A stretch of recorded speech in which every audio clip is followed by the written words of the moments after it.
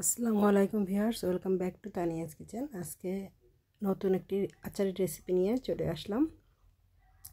রমজানের শুরুতে আসলে আচারটা বানিয়েছিলাম 2-1 দিন হলো। আজকে দেখাবো আপনাদের টক মিষ্টি বড়ইয়ের আচার। বড়ইয়ের আচারটা কিন্তু অনেকে খুবই পছন্দ করে, আর তবে এটা কিন্তু খুবই মজাদারও হয়। আর বড়ইয়ের আচারটা বানানোর জন্য আমি গাছ পাকা কিছু বড়ই শুকানোর জন্য রোদে দিয়েছি। আর এই টক মিষ্টি যে বড়ই, সেই বড়ইটাই দিয়ে কিন্তু আচারটা বেশি ভালো হয়। 3-4 দিন শুকানোর পর দেখুন আচার মানে বড়ইটার কী অবস্থা, কীরকম শুকানো হলো। অনেকটা একটু বেশি শুকিয়ে গেছে, যে বড়িগুলোর সাইজ একটু ছোট ছিল। এখন বড়ইগুলোকে একটা বাটিতে নিয়ে তারপর একটু পানি দিয়ে ধুয়ে নিব। ভালো করে ধুয়ে নিতে হবে যাতে কোনো ময়লা বালি ডালি না থাকে।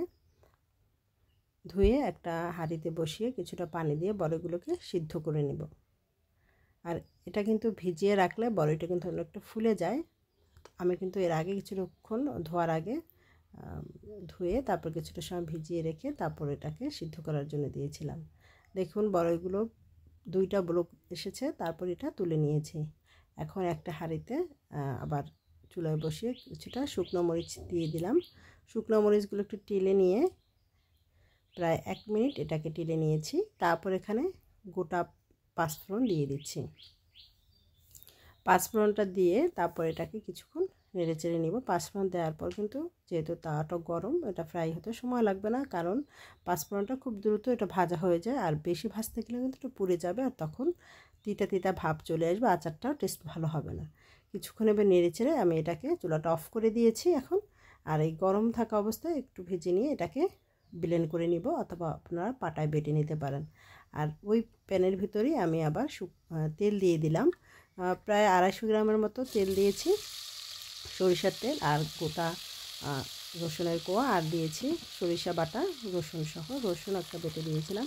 একটু নেড়ে চেড়ে দেওয়ার পর তারপর বড়ইগুলোকে দিয়ে দিয়েছি।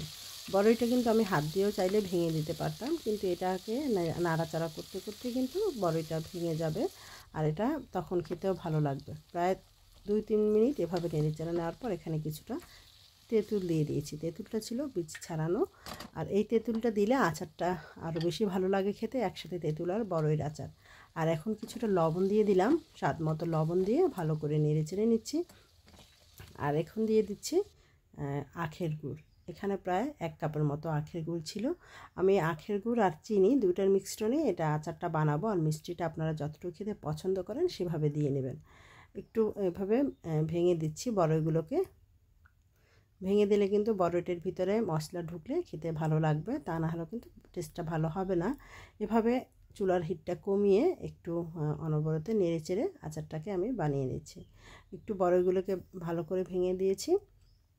এখন চিনিটা দিয়ে দিচ্ছি। চিনিটা দিয়ে আর কিছুক্ষণ নেড়ে চেড়ে নিব। প্রায় 5 মিনিট একদম লো হিটে আমি এটাকে আচারটাকে ভাজা ভাজা করে নিয়েছি। তারপর এখানে শুকনো মরিচ টালা গুঁড়োটা দিয়ে দিয়েছি, সাথে সাথে পাঁচফোড়নটাও যেহেতু টেলেছিলাম আর সেটাও কিন্তু আলাদা করে রেখেছি, সেটা কিছুক্ষণ শেষ পর্যায়ে দিয়ে দেবো। যেহেতু মরিচটা দেওয়ার পর আরও 1-2 মিনিট মতো আমি এভাবে জাল করে নিয়েছি।